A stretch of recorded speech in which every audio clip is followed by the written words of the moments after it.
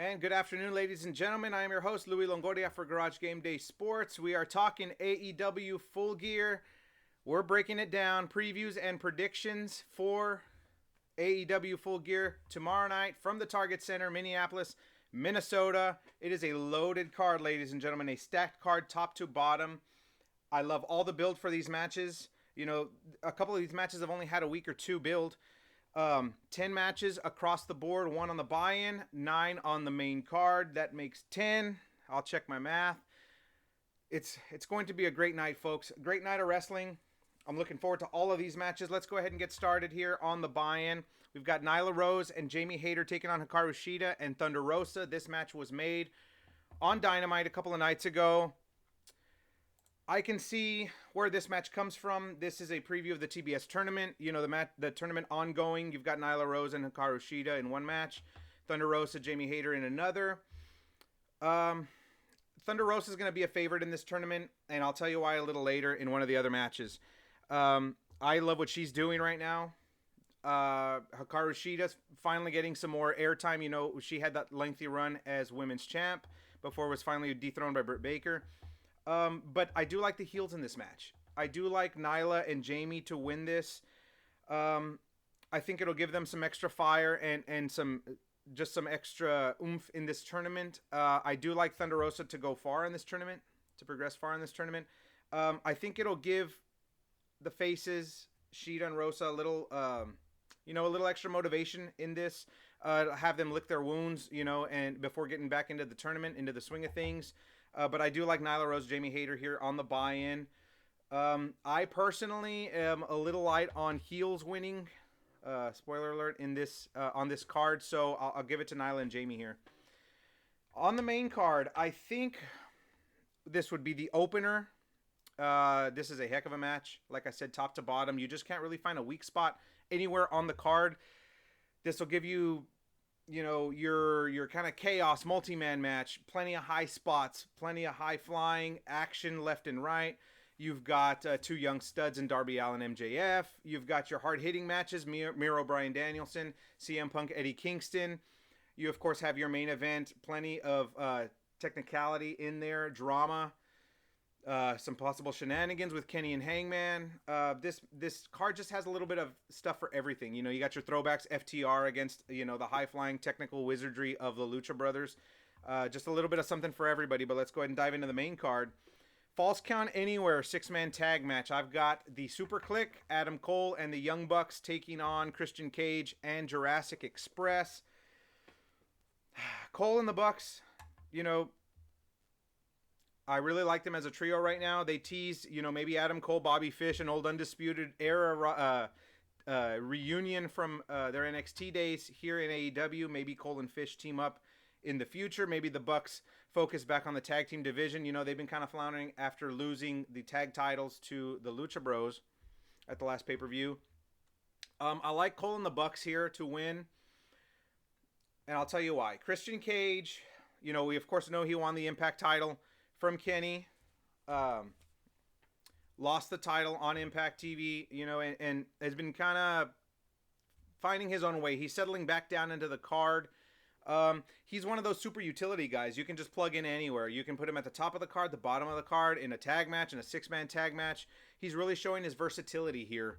When you need him for a main event spot or a championship match, he's there. And if you want to, throw him in the opener with 5 other uber talented guys, you can do just that, and no matter where you place him, he does not feel out of place. He'll fit right in. And Jurassic Express, you've got a gem in Jungle Boy, man. Jungle Boy's going to be the face of this company in a couple of years. Him along with MJF, Darby Allin, Hangman. The list goes on and on. Ricky Starks, I really like what Starks is doing. I just like Cole and the Bucks here. It gives them a little bit of heat back. The Bucks don't have the tag titles anymore, and they've kind of taken a back seat to Kenny's, AEW title reign. You want to get some fire back on the elite side of things. Jurassic Express and Christian Cage can take a loss here. Jurassic Express have been really hot. I think Cole will pin Christian Cage in this match as an added bonus, as an added little prediction for this match. Jurassic Express can find their way easily back into the tag team ranks. Christian, you can kind of move him wherever you need to put him. But I like Cole and the Bucks here. And just a crazy, I think it'll be the opener. That's just me. I would put them. It'll be a fantastic opener. Plenty of high spots, something to get the crowd going. And the crowd is just going to be juiced from the start. With all of these matches taking place, this would be the perfect match to just inject that energy into the crowd. And they will not let up the rest of the night. This match was just made this match was made on Dynamite. Pac and Cody Rhodes taking on Malachi Black and Andrade El Idolo. Two separate feuds kind of getting blended into one here. With already, you had a 9-match card before this was announced. This made it 10. You didn't really want two separate matches. And you've had Malachi and Cody go back and forth, and now Pac and Andrade, the whole, was Pac going to join, was going to ditch Death Triangle and join Andrade. Black and Andrade don't really seem like a natural pairing, they could team, and their styles, of course, their presentations differ, but Andrade hasn't wrestled a whole lot, since debuting for AEW, and I feel a loss for him or for Malachi Black would kind of, not derail them, but just kind of give them knock them down a peg or two. I'm not really confident in this pick at all. And I know neither one can really take a loss, but I could see more, not dissension, but more of a miscommunication between Pac and Cody right now than I do Malachi and Andrade. I think the heels will take this match. I think Black and Andrade will win. Whether that results in a Pac-Cody feud or Andrade Black, they can continue teaming and you could see them against somebody like the Lucha Bros. I don't know. You can kind of go different avenues here. But I've got the heels winning this. Malachi and Andrade taking it. This one. A dark horse for match of the night. Darby Allin, MJF. Two cornerstones. I touched up on that a while ago. Two cornerstones for this brand. Your big, they market them your big four. Your future, big four of the future. Darby, MJF, Jungle Boy, Sammy Guevara. You can throw Hangman because he's still relatively young. Ricky Starks, Powerhouse Hobbs. All these guys. You've got plenty of young talent to carry the brand forward. Two of these guys coming off two high-profile feuds, but two high-profile losses. Darby losing to CM Punk in his return match. Of course, Punk was never going to lose that in Chicago. MJF, his 5 Labors of Jericho, which was wildly entertaining. You had all sorts of things happen, returns, and guys show up. Nick Gage, we had Juventud Guerrera show up in a match. I had never thought I would say that name after, not seeing a match of his in about 20 years. But MJF, ended up on the losing side of things, losing by submission to Jericho. So both of these guys, do need wins. MJF doesn't really wrestle a whole lot on TV. Darby does, and Darby's just one of those guys, a Swiss Army knife. He had that match with Punk. You can do hardcore stuff with him. He had the TNT title for a while before losing it to Miro when he was banged up, and that really elevated Miro to that monster status that he still has. I just think MJF's going to win this.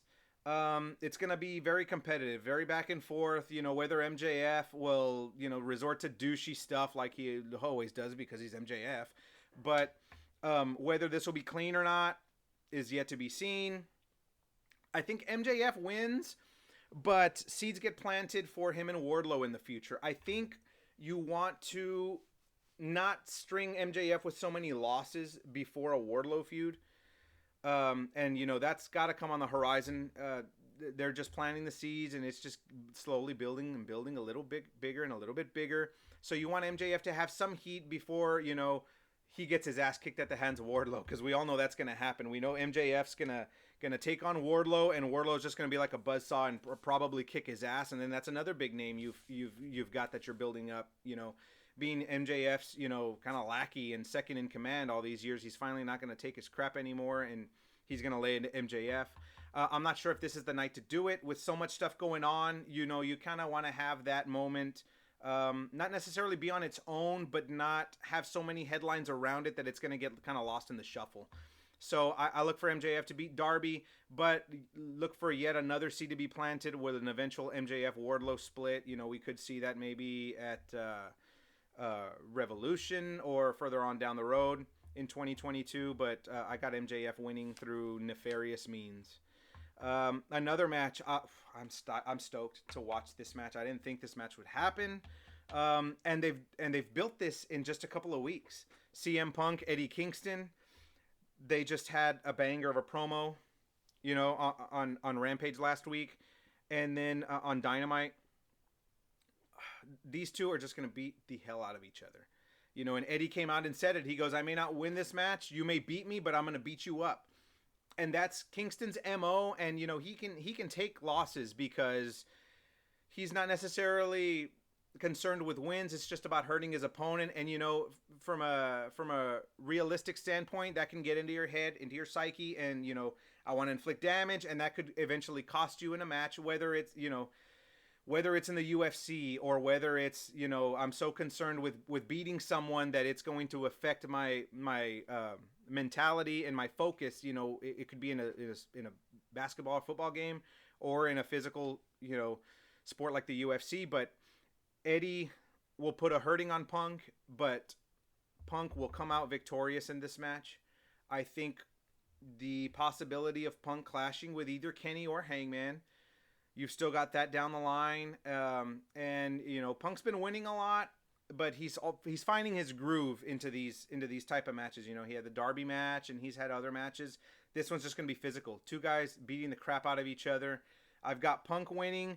It's going to send Kingston spiraling further down, whether that results in a heel turn or just still, a good guy with a mean streak that just wants to beat people up. That's yet to be seen, so they can take different directions with this too. But yeah, I've got CM Punk winning. This is another sleeper for match of the night. These two are just going to put on a show. Let's move on to our first title of the night. We actually haven't touched up on any of the titles yet. We'll touch up on this one. Lucha Bros defending the AEW World Tag Team titles against FTR. We had FTR dressed up as luchadors, win the AAA tag team titles from the Lucha Bros.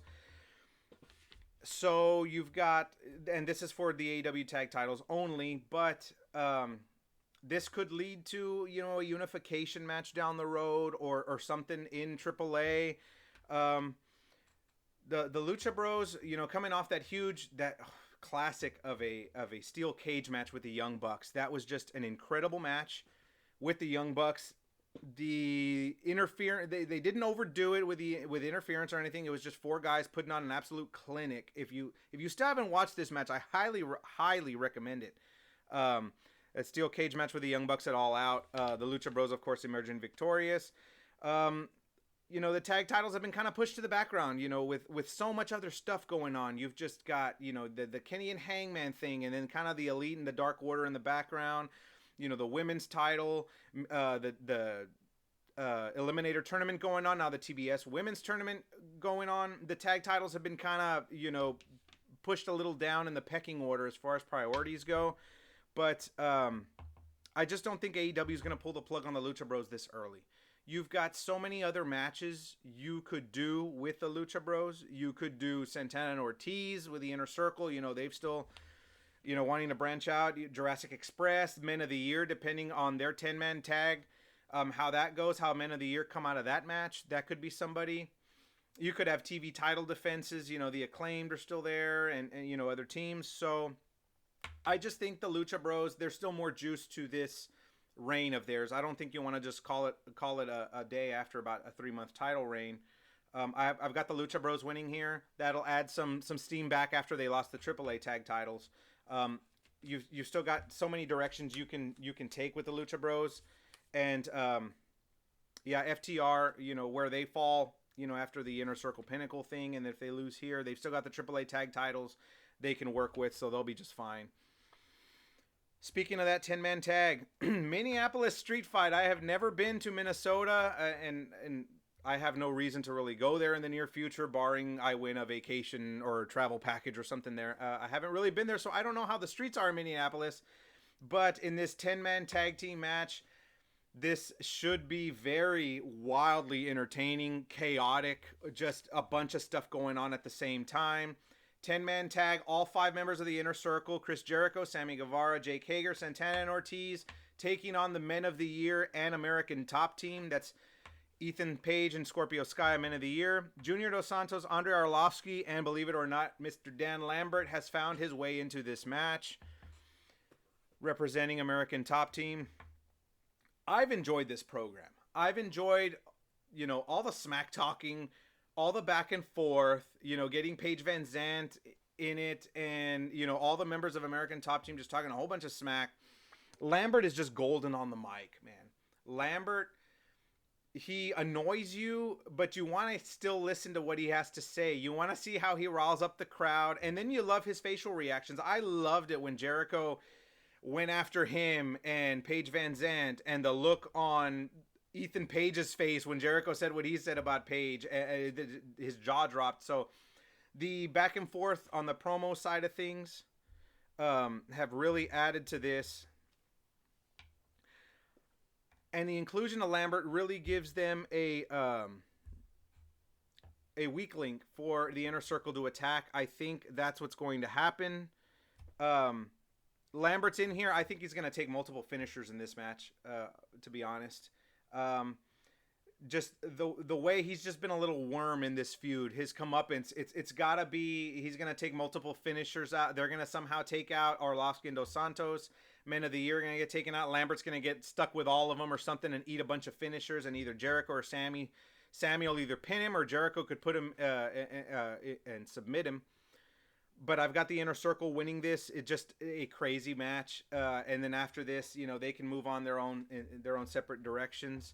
But yeah, that's just going to be a fun match. I can't wait for that. It's just going to be chaotic. Let's move on to the AEW Eliminator Tournament Final. Miro, Bryan Danielson. You had Miro, a replacement for Jon Moxley. I'm rooting for Moxley hard and so glad he found the help that he needed. He had to take off some time. We know the story. Miro was named the replacement. And he beat Orange Cassidy in the semifinals. Danielson beat Dustin Rhodes in the first round. They beat Eddie Kingston in a semifinal. That was wildly entertaining as well. And Eddie, before passing out, of course, had to flip off Danielson. Miro, I've enjoyed his work in AEW. The Redeemer gimmick, the God's favorite wrestler, God's favorite champion, the TNT storyline. I get taking the title off of Miro, but I think it was done prematurely. If it were up to me, I think he'd still be TNT champ. So Sammy hasn't really had to defend the title because he's in the middle of the 10-man feud with, Men of the Year and American Top Team. But Miro just being a badass, just being the destroyer. We saw him in his original run in WWE, when he was undefeated and he came out of WrestleMania with a tank and facing John Cena and all this stuff. We're starting to see what they missed the boat on, and the potential of Miro just being an unstoppable monster, just being a badass. He could be a foil for either Kenny or Hangman. We know AEW doesn't really shy away from the face versus face or heel versus heel dynamic. It's just a guy versus a guy, or a girl versus a girl, or you have something that I want that title, and it doesn't necessarily have to be good guy versus good guy or bad guy versus bad guy. And Danielson has just been having some excellent work too. He's had a hell of a year, from main eventing WrestleMania, to coming in and into AEW and having bangers with just anybody and everybody.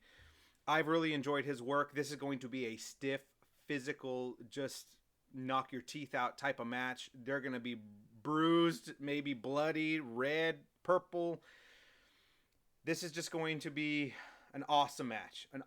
This is, from top to bottom, like I said, I've said it several times, this card is just loaded, but there's about 3 or 4 matches that I cannot miss, and this is one of them. Miro Danielson is one of them.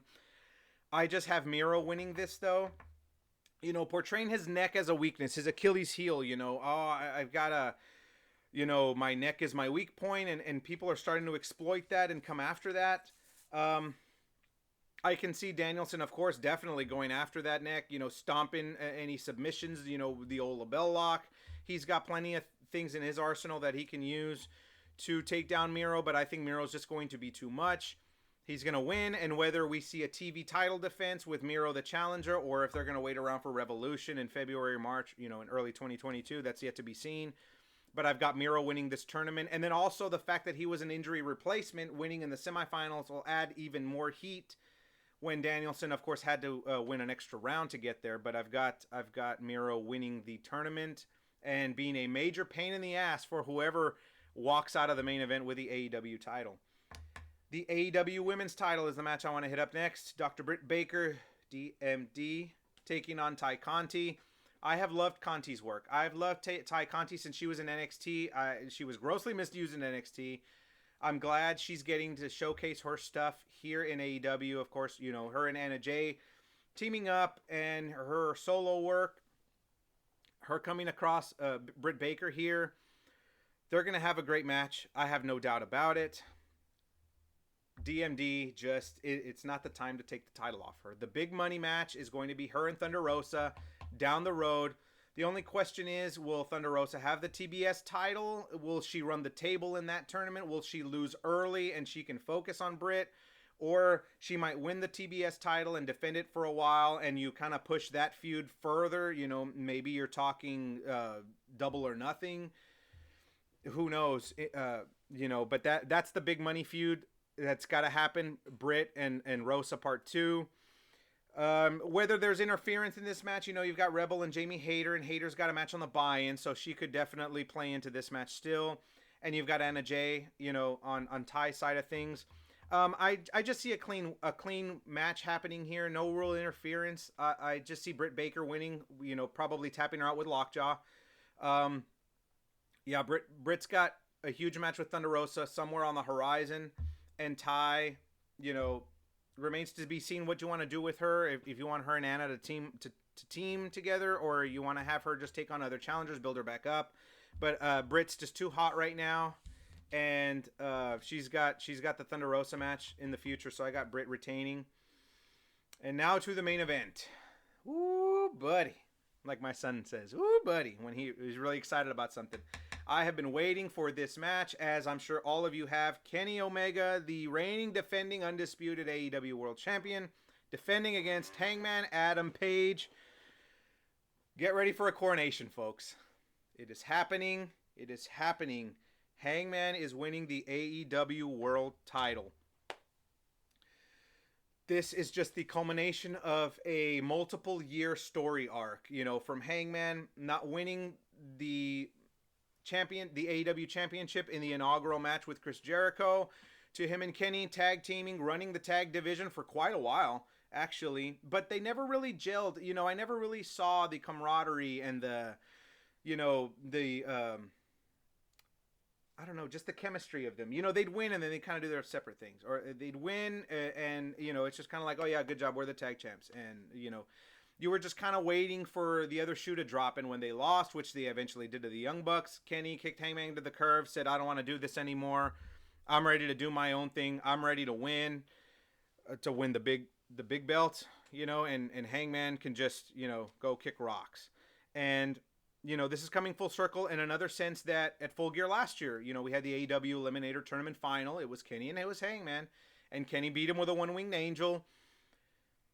Beat him and went on to face Jon Moxley, beat him for the AEW title, and Kenny's been AEW champ ever since. Well, they planted this seed for so long, and Kenny, after his match with Hangman, you know, told him, good job, I'm proud of you. They came back to that this past Wednesday on Dynamite, the contract signing. And for everyone who was wondering where Don Callis had been, you know, where's he been? It's Kenny and Hangman. Where's Don Callis been for the last 4 weeks? You know, he's not, you know, of course not in the match, but just being the little weasel he is, laying around in the background. Well, we got our answer on Dynamite. You know, it revealed that the cameraman who was spending a suspiciously amount of time in the background when that's not really, you know, kosher, turned out to be Don Callis. And he and Kenny attacked Hangman, bloodied him up, and signed the contract in Hangman's own blood. And if this rivalry wasn't as intense and personal as it already was, this just pushed it over the edge and really nailed home the fact Kenny Omega and Don Callis are, in fact, huge dicks and bastards.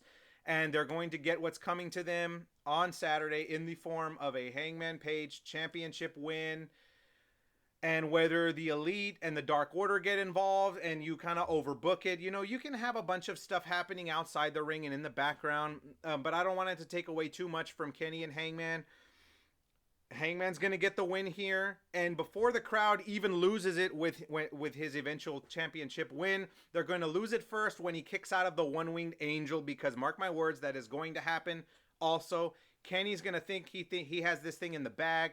He's going to hit Hangman with a one-winged angel. Hangman's going to kick out, and the crowd is absolutely going to lose it, and I'm going to lose it. And my son, if he's awake at this time, which he very well could be because he's a huge Hangman fan, he would lose it as well. Hangman will kick out of the one-winged angel, start his comeback, and then that's when the crowd, will fully 100% Hangman's going to do it. Because I know there's still people out there that are saying, well, Kenny can win. You want to push this a little further down the road. I don't agree with that whole argument, because you want to strike while the iron's hot. You don't want to give everyone the perception that Hangman is just a loser and all he does is lose and pout and he gets sad and he makes up with his friends and the perfect time to pull the trigger is now. You need to do it now. Hangman needs to win the title. He's going to do it, whether it's with the buckshot or with Deadeye or a combination of both. Or hell, he may even hit Kenny with a V-trigger or something before hitting him with his finishing move or something to rub salt in the wound. But Hangman is doing this. He is winning the AEW World Championship. Get ready, folks. It's going to be a wild and crazy night at AEW Full Gear 2021. My name is Louis Longoria for Garage Gameday Sports. It's going to be a heck of a night, folks. If you love wrestling, you're not going to want to miss this. Follow us on Twitter at Gameday Garage. Subscribe to our YouTube channel, Garage Gameday Sports. Like us also on Facebook for Garage Gameday Sports. I will see you guys Saturday night. Have a good one.